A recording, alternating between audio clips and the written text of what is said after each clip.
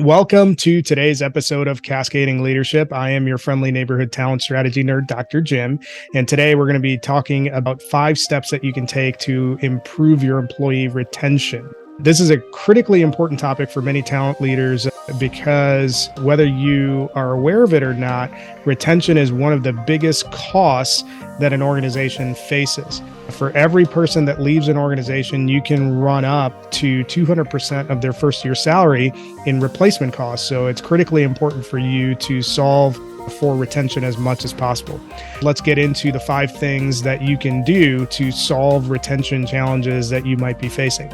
First and foremost, and this might be a little bit obvious, you need to make sure that you're offering competitive benefits and compensation packages. And we're talking about a total compensation perspective. So you should have a fairly strong finger on the pulse on what your competitive landscape looks like. What are other companies in the marketplace doing from both a salary perspective and from a benefits perspective as well? Don't be afraid to look at PTO as part of that total package that you are offering your candidates and potential candidates, because that's going to have a tremendous impact in terms of their decisions to join or leave your organization. Step 2 is to foster a culture rooted in respect and it's values oriented. Here's what I mean by that. You should be living your mission, vision, values of the organization in terms of how you are acting across the enterprise. You need to make sure that you have open lines of communication. You're providing opportunities for development and growth, and you're creating a supportive and inclusive environment.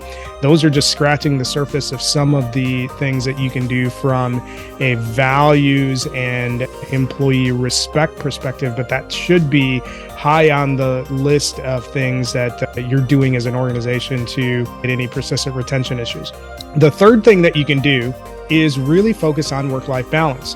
And that can take shape in any number of ways. But I think one of the big things to keep in mind is that when you look at the largest demographics of the workforce, and that's millennials and Generation Z, they prioritize flexibility in work arrangements highly when evaluating their join or leave decisions. So you need to build that into your normal work cadence. If there's anything that the pandemic proved out, is that we can actually get a lot of stuff done and it doesn't require us to be in a physical office. So lean into that and make sure that you're offering that flexibility, but also keeping an eye on making sure that employees aren't getting burnt out. The fourth thing that you can do, and this is where a lot of organizations miss the boat, is that you need to be intentional about offering training and development opportunities. Providing ongoing training and development opportunities can help employees feel more engaged and invested in their work. And when you think about employee engagement, that has tremendous impact when it comes to organizational commitment and reducing turnover intention, which are 2 signals of a potential danger of turnover. So when you're thinking about what can you do to solve or better retain your employees, training and development opportunities has to be part of that formula. Number 5, the thing that you need to focus on is rewards and recognition. So you should be celebrating the wins in whatever capacity that you can celebrate over the course of the year.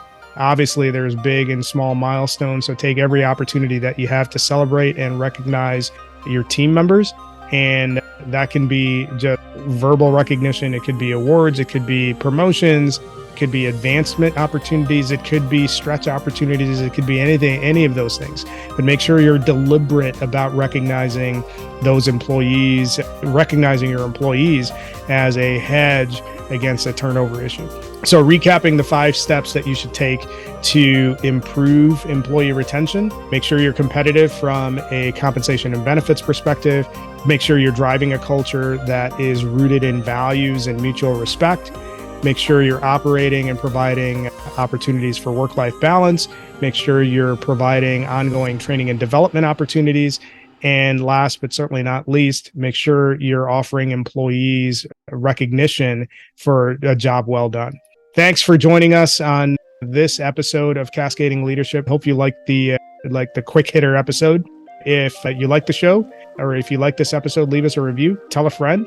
but looking forward to talking more about how we can solve some of your talent strategy challenges, as well as helping you move your careers further faster on a future episode of Cascading Leadership. Thanks, and until next time.